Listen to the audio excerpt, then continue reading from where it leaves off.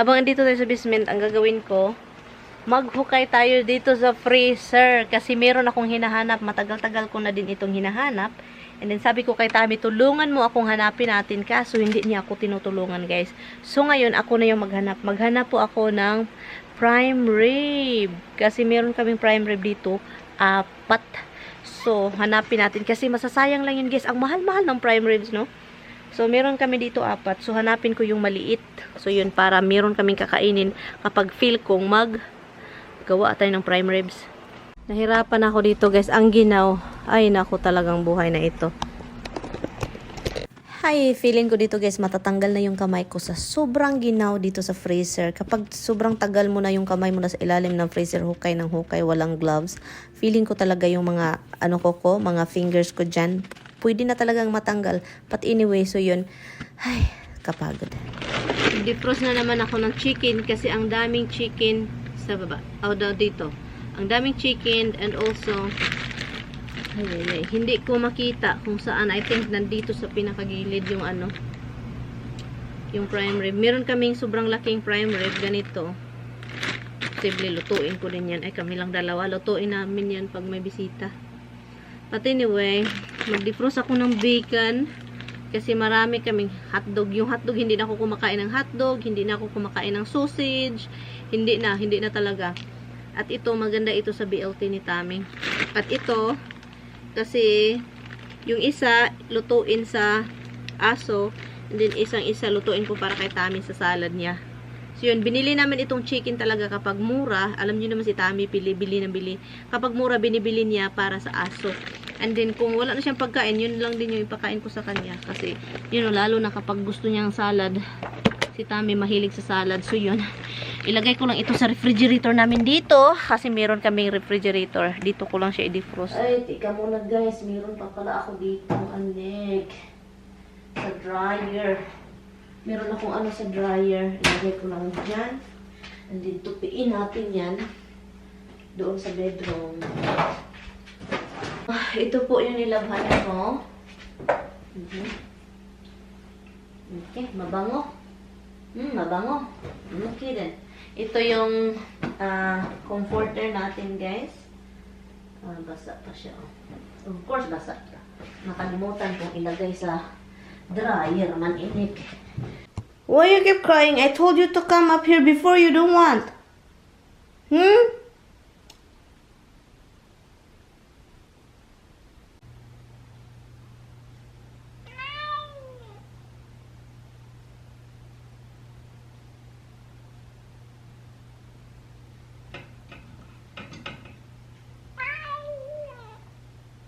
Enough.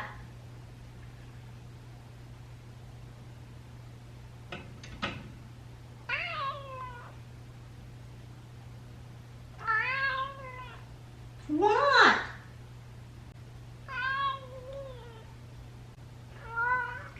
What? Oh my God. Do you wanna come with me?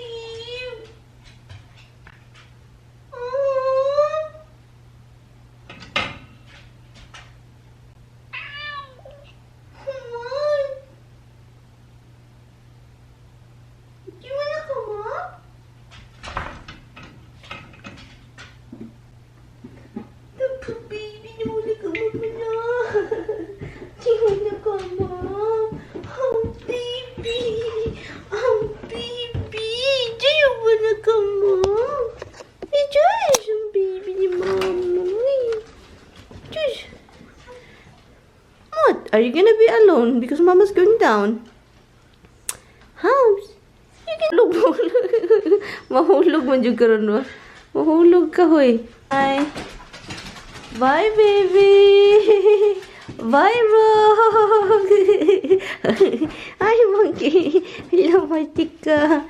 You wanna go out this? Come on, you wanna go out this now? Come on. Hey, come on, come.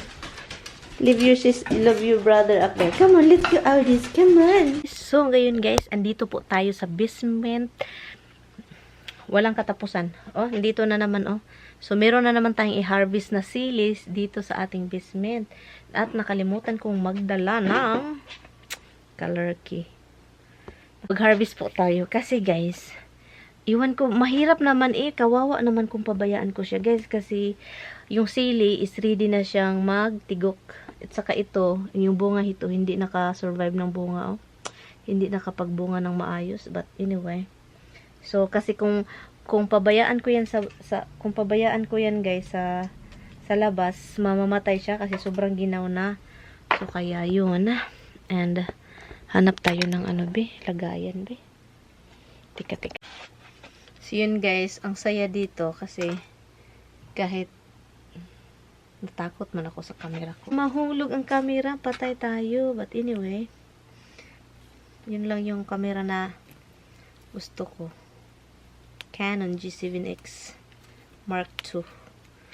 Yun. Anyway. So, maganda po itong sili na ito guys kasi maanghang talaga. At saka alam nyo naman kapag maliit, kung sa Bisaya pa kung gamay kayayay.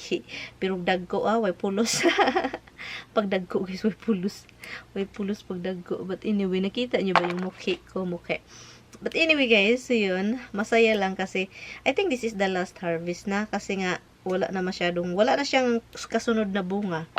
Ito na, meron man siya pero hindi na ito makasurvive kasi nga itong kapag nasa indoor kasi guys, mahirap siyang kailangan mo talaga siyang alagaan kasi nasa sa loob ng bahay, di ba?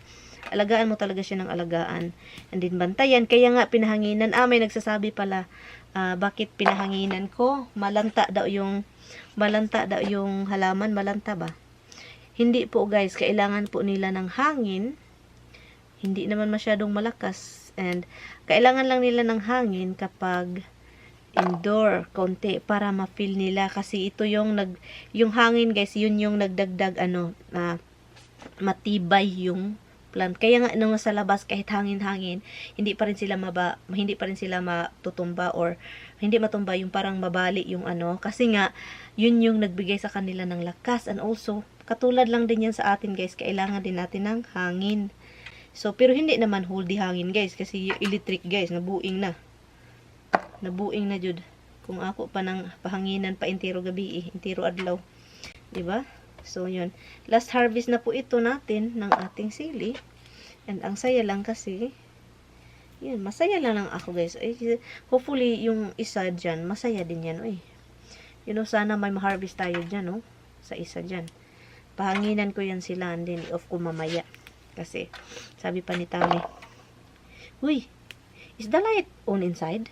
O down in the basement?" Sabi ko, "Ba't alam mo?" Sabi ko, "Ba't alam mo?" Because may camera dito in niya nilagay. And then, wala kasing electric dito. So, nakakonect siya sa light sa sa on switch. Diba? May switch. So, kapag i-off mo yung light dito, of course, you have to shut it off, diba? So, kapag i-off mo, mamatay yung camera. So, hindi ni Tami na malaman niya na may naka-on yung electric dito kasi light kasi yung camera din mag-ingay kapag may makikitang pusa or kapitbahay maglakad-lakad makikita. Iwan ko bakit nilagyan ni Tami yung side door which is naman safety kasi alam niyo na ang dami guys yung mga sabihin ako sa iyo guys, yung mga dito guys, yung ring doorbell, mag-a-alert na guys kapag yung neighborhood ninyo, yung mga kapitbahay, malalapit sa inyo, mag-alert yan siya. O may magnanakaw na sa giliran ng bahay, nagtumitingin-tingin sa window, lalo na kay itong window, may window dito sa basement, titingin daw sa mga bintana, kung open, and then pag parang naditik nila na walang tao, anuhin nila yung parang basagin. So yun na, yung mga ring doorbell mag-alert yan. Kaya si Tami naglagay ng ring talaga. I think ito na, tapos na guys. Tapos na tayo. Yun, meron pa ba dito? So, kunin ko na ito lahat kasi nga hindi na ito Ito na lang ding isa yung anuhin ko kasi baka maka-harvest pa tayo, 'di ba? Ang sili, guys, grabe. So, hindi ako makapaniwala na mahal ito sa Pinas. Alam nyo bakit? Pwede naman magtanim kahit saan, guys. Ginoo ko Kahit pwede magtanim kahit saan. Nahuhulog na yung mga dahon niya. I think dalhin ko na ito sa labas. Kasi hindi na ito makasurvive. And then nagdagdag lang ito dito sa loob ng bahay na baka makasurvive pa to doon sa labas. Ito yung isa nating sili, look. Ayan. So, yun siya guys. And ito yung isa nating sili dito. And ang gagawin ko is pahanginan ko siya. Look, pahanginan natin siya. And it's almost 7 o'clock. Naghintay ako kay Mister kasi hindi ayos. Itong si Tami maghugas talaga. Hindi maayos. Kailangan ko So, naghintay ako kay Mister kasi pauwi na siya guys. And dahil masakit yung ipin niya, ito yung gusto niyang kainin. Clam chowder na soup sa can. Kasi nga, yung ipin niya is masakit. Kailangan talaga niya magpa-dentist, guys. So, naghanap siya ng mura-mura na dentist. Kasi alam niyo naman yung mga dentist dito. Kahit may insurance, hindi nila yung mga expensive na procedure. Ay, ginoo ko, ang hirap. So, yun. And, masakit yung ipin niya. And, nanonood lang ako ng Twilight. Nyo, si Bila, at saka sino yung mga bilbil na lala na yan. Okay guys, before natin i-end itong vlog, ako lang ba yun yung habang may ginagawaan din nanonood ng movie, tulaling. Pero yung kamay ko, maano pa rin siya, mabuti pa rin siya maghugas. Alam pa rin kung paano hugasan kahit yung utak at mata at puso. And doon sa movie Twilight kasi yung pinapanood ko guys. This is my first time ever watching Twilight. O diba? Thank you so much guys for watching. Kita-kits next time.